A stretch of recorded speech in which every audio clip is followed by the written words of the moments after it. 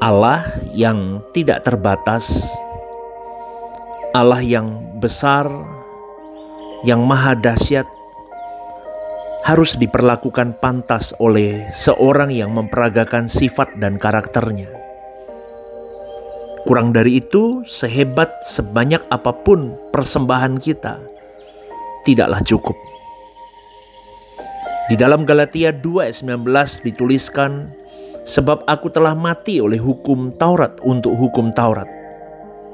Saudaraku, kalau dulu manusia sibuk bagaimana mengenakan hukum supaya jadi manusia baik, itu belum memenuhi standar. Orang beragama bisa begitu, memberikan persembahan kepada ilahnya, kepada dewanya dengan melakukan hukum-hukum yang diberikan. Itu bagus, tetapi di dalam standar orang beragama. Tetapi tidak dengan kekristenan. Karena kita punya prinsip bahwa aku telah mati untuk kelas hukum. Aku telah disalibkan dengan Kristus. Namun aku hidup. Tetapi bukan lagi aku sendiri yang hidup, melainkan Kristus yang hidup di dalam aku. Kalau Kristus hidup di dalam kita, bukan berarti kita punya dua pribadi. Pribadi kita juga pribadi Yesus, bukan begitu saudaraku. Melainkan di dalam diri kita ada Spirit Yesus, gairah Yesus, semangat Yesus, pikiran dan perasaan Yesus yang merupakan model manusia yang dikehendaki oleh Allah. Itulah yang disebut dengan umat pilihan. Bukan sekedar menjadi orang beragama Kristen. Bahkan sekalipun kita adalah orang-orang yang menjabat sebagai hamba Tuhan, itu tidak cukup. Mau jadi pendeta, mau jadi apapun, tidak cukup. Ya, Tuhan karena akan mempersoalkan apakah diri kita ini sudah melakukan kehendak Bapa atau belum. Itu yang dipersoalkan oleh Bapa sebetulnya. Maka di dalam firman Tuhan dalam Matius 7:21 berkata, bukan setiap orang yang berseru kepadaku Tuhan, Tuhan akan masuk kerajaan surga, melainkan dia yang melakukan kehendak Bapa-Ku yang di surga. Saudaraku, kehendak Bapa itu apa? Kehendak Bapa itu bukan melakukan hukum semata-mata, tetapi bagaimana Kristus hidup di dalam diri kita, itu kehendak Bapa. Barulah kita pantas menjadi orang yang berharga di mata Allah. Kurang dari itu tidak bisa, saudaraku. Kita mau berikan pengorbanan apapun kurang dari seperti Yesus, tidak bisa.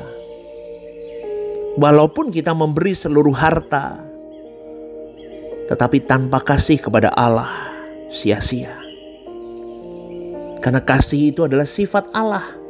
Allah adalah kasih adanya. Lebih dari sekedar maha pengasih, dirinya itu adalah kasih. Dan kita harus mengenakan itu, karakter itu. Kita harus mengasihi Allah lebih dari apapun dan siapapun. Beberapa waktu yang lalu saya pernah mengatakan kebetulan di sebuah ibadah di gereja lokal saya, banyak manusia lebih mencintai pendetanya ketimbang Tuhannya. Banyak manusia lebih mencintai organisasinya ketimbang Tuhannya. Banyak orang lebih mencintai tentang hal dunia ketimbang Tuhannya. Loh, ini real saudaraku. Itu yang menyedihkan sebetulnya. Maka kalau orang sudah begini saudaraku, mereka tidak sedang menyembah Tuhan sebetulnya. Mereka sedang mengilahkan sesuatu yang lain. Maka pagi hari ini saya mengingatkan kembali, kasihilah Allahmu dengan segenap-segenap dan segenap. Karena Allah itu menginginkan kita mengenakan karakternya, yaitu kasih yang tulus. Karena itu sifat Allah. kasih kepada Allah yang tulus. Kalau kita mengenakan karakter itu, maka kita tidak mungkin melukai orang sekalipun orang melukai kita. Tidak mungkin kita berbuat jahat sekalipun orang menjahati kita. Dan itu baru bisa kita memuaskan hati Tuhan. Tapi ironisnya banyak orang merasa tenang walaupun dia tidak melakukan kehendak Bapa. Artinya apa? Tidak berperilaku seperti Yesus, mereka tenang-tenang saja. Saya ingatkan kembali saudaraku, pikiran, perasaan harus seperti Yesus. Kalau tidak, pikiranmu jahat, perasaanmu akan jahat, melahirkan kehendak yang jahat. Kehendak yang jahat melahirkan ucapan yang jahat, atau melahirkan tindakan yang jahat. Hati-hati, kita tidak membunuh fisik, tetapi kita membunuh orang secara tidak langsung, saudaraku, dengan fitnah. Saya berkata begini supaya kita semua sadar, kalau Anda mau seperti Yesus, melakukan kehendak Bapa, rubah hidupmu dengan benar. Pertanyaannya, sudahkah kita melakukannya? Kita tahu titik lemah kita. Kadang ada orang yang sukanya nambah-nambahin cerita kan. Ngomong ceritanya A supaya lebih heboh ditambahi A plus jadinya. Itu dosa saudaraku. Bertobat. Atau kejadiannya A dirubah sama dia dibalik ceritanya. Hati-hati saudaraku. Orang tidak tahu, boleh tertipu dengan ucapan kita.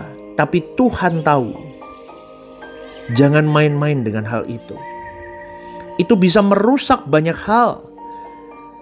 Maka saya bertanya, bagaimana Anda bisa tenang dengan hal begini? Makanya setiap hari harus menjadi hari baru yang kita pakai untuk berubah. Berubah setiap saat. Kita rajut kesucian dari hal-hal sederhana sampai hal-hal besar, saudaraku.